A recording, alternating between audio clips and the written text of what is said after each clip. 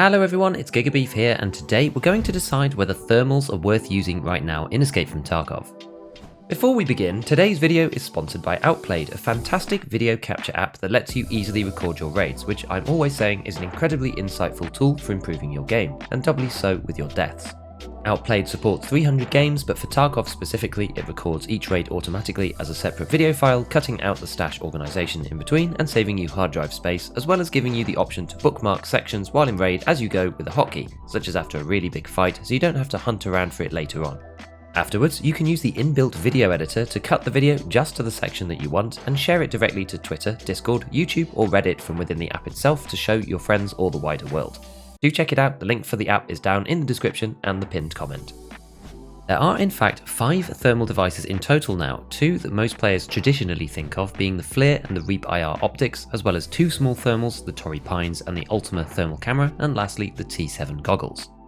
Whilst all being based on the same technology, i.e. detecting the infrared radiation given off by objects, they differ quite widely on quality and use case, however they do share some specific features.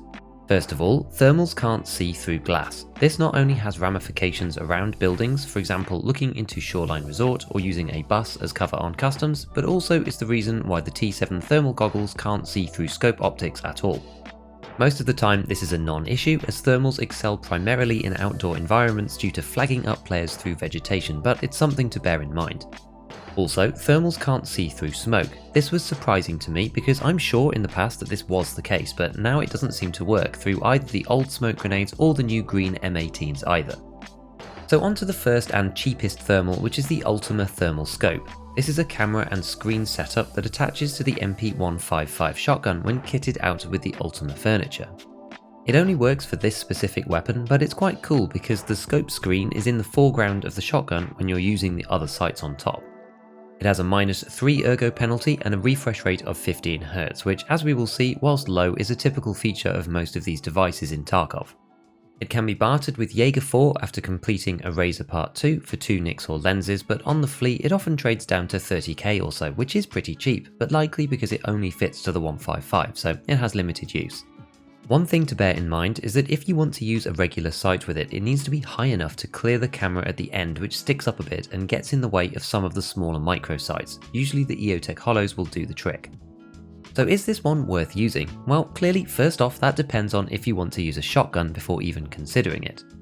As for the thermal itself, although it's often easier to spot players normally rather than using the display due to its tight field of view, it can be useful to keep an eye out for in your peripheral vision, especially if you're actively tracking someone who's disappeared into foliage.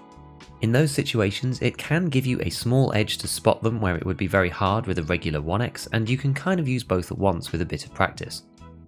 Next up is the Torrey Pines Thermal Reflex. This is much more like a regular red dot or hollow in that it attaches to Picatinny rails, meaning that you can use it on most of the weapons in the game. This one has a refresh rate of 10 Hz with a -1 ergo penalty and is technically found on Mechanic 3 for 110k or via a Moonshine with Jaeger 3, but it's about 50k on the fleet because honestly it's not very good. I think even the Ultima is superior because the resolution of the Torrey Pines is so bad that you can hardly work out what you're looking at, even relatively close up. The one saving grace is that it can be put onto a backup canted sight mount, meaning that you don't have to give up all other optics to use it, and it still functions when not being actively used. So is it worth using? I think no. It's very hard to find any situations that justify this guy, and to be honest I feel that this would be the same at 20k as well.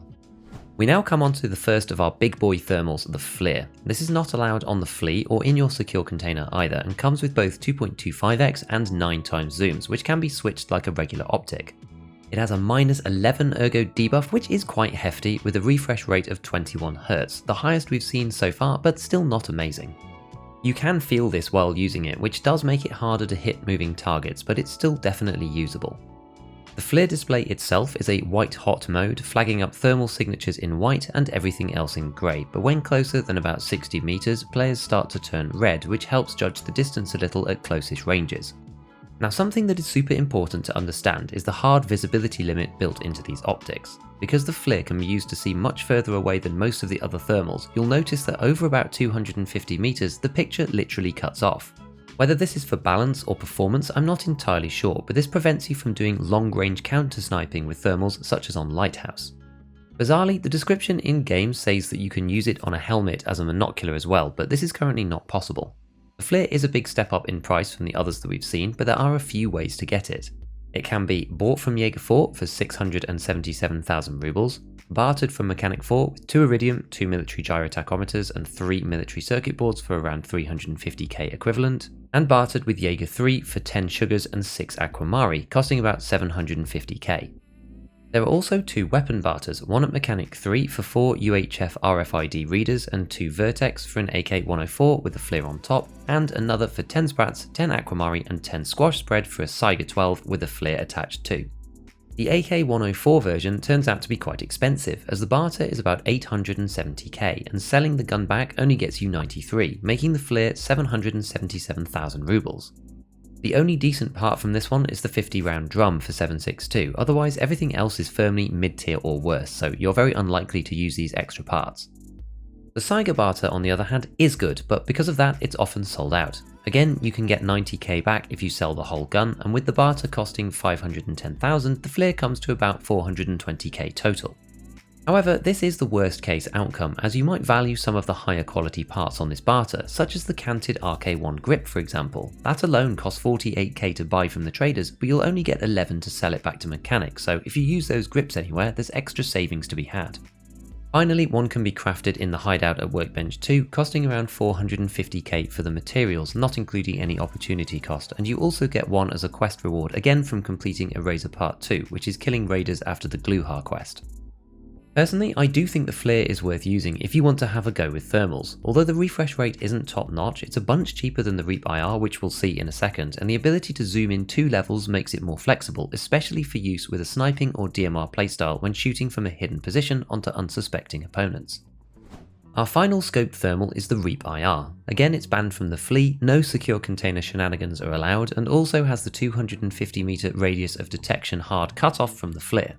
The difference here is the fixed 2.5 times zoom, but you can swap the modes from white hot to black hot depending on the environment. I normally prefer white hot most of the time, as it makes the surrounding area black, and I just think it's easier to see.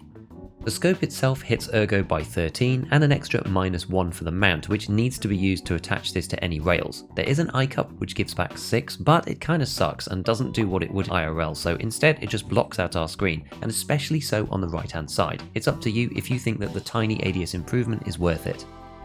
The mount itself comes either from the FLIR or is often cheaper for 4D batteries at Jaeger 2. For the Reap IR, it can be bartered with Skier 4 for 5 wooden clocks, 6 rollers and 6 gold skull rings, which comes around to 850k, and with Mechanic 4 using 4 Iridium, 4 military circuit boards and 4 military power filters for around 700k. You also get 4 Reap IRs from various quest rewards, but you have to use one for Gunsmith 16, which then gives you one back after, so practically it's only net 3. But at 700,000 rubles, is the Reap IR worth using? Well, if you have money to burn, it's technically the best thermal optic, especially for assault rifle usage and more aggressive gameplay. With only a 2.5 times zoom, you might struggle a little bit at longer ranges, but if you play around that aspect, then it can be incredibly strong. The price tag almost certainly makes it not economic to use, as you have to survive so much more often to justify it, and having the Reap certainly doesn't make you immortal, but it is very powerful when used correctly. Given that you have to use one for the quest test drive, most players using the Reap IR have been forced to do so by this quest. The final thermal in Tarkov is the legendary T7 thermal headset. This is the single most expensive items from the traders in cash at 17.4 million rubles, which is obviously an insane price, and this device mounts to a helmet specifically. It can fit to pretty much any of them that have a head mounting slot, and they work like night vision in that you can take them up and pull them down depending on what you're doing.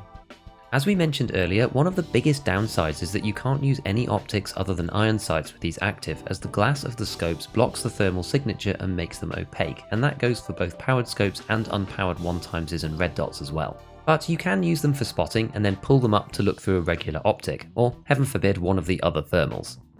According to the wiki, these also have a range limit of about 250 meters or so, but because these are full headset, you don't have any kind of refresh issues, which is very strong.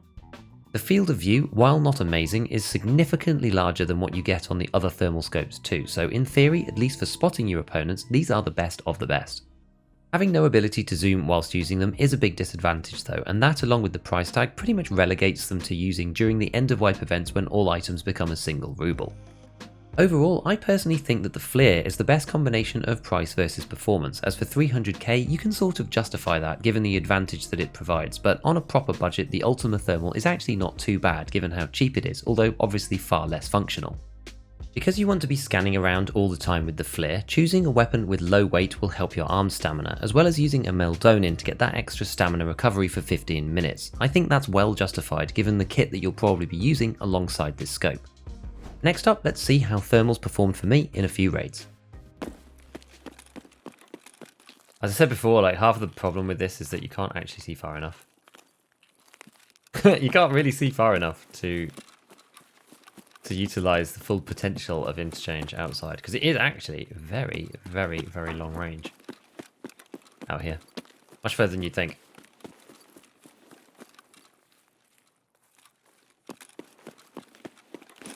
Never seem to have any luck finding anyone outside, so yeah. You done? You gone for Kappa?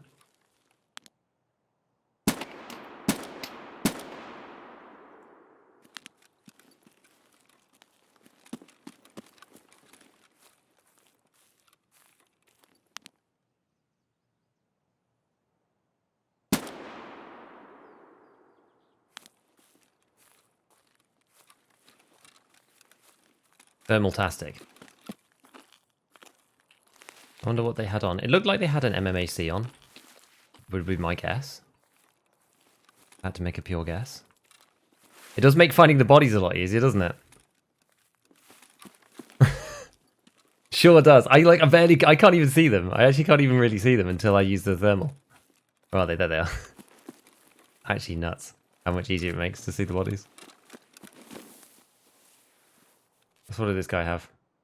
MMAC? Yeah, I thought so. It looked like it. Cool. Higher than me. Did we just like headshot him? Like straight up? That makes the game easy? Yeah, it does a bit, yeah. In some ways. You have to play around it though, right? You can't just like mindlessly play.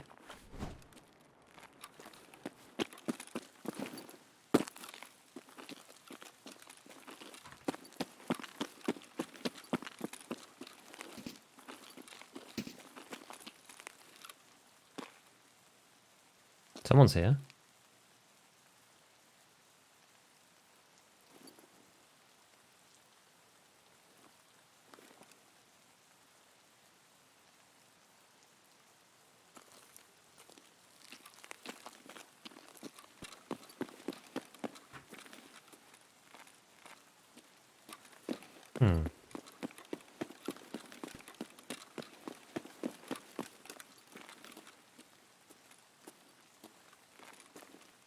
Definitely someone.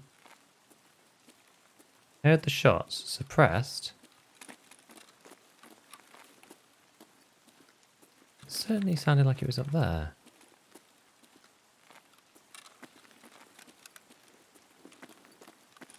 That's weird.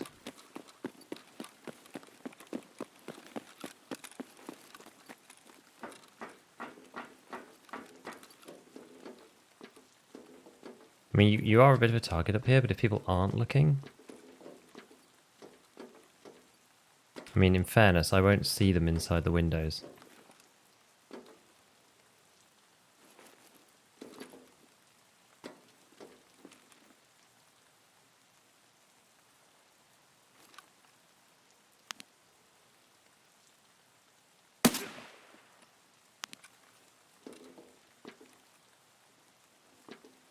Is there a tiny signature in there?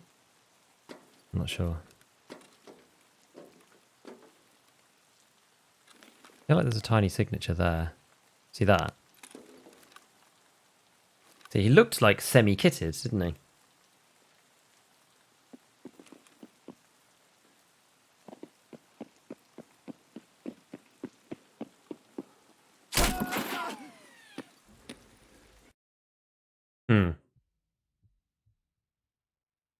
Well, I think that might be the end of the thermals, eh? So next up, go and check out my video on the G28, which is the perfect pairing for the FLIR as the lowest weight semi-auto suppress weapon for 7.62 NATO and gives you more arm stamina than the others. Otherwise, as usual, a big shout out to all my patrons, hit all the buttons if you enjoyed the video, and as always, have fun in your raids.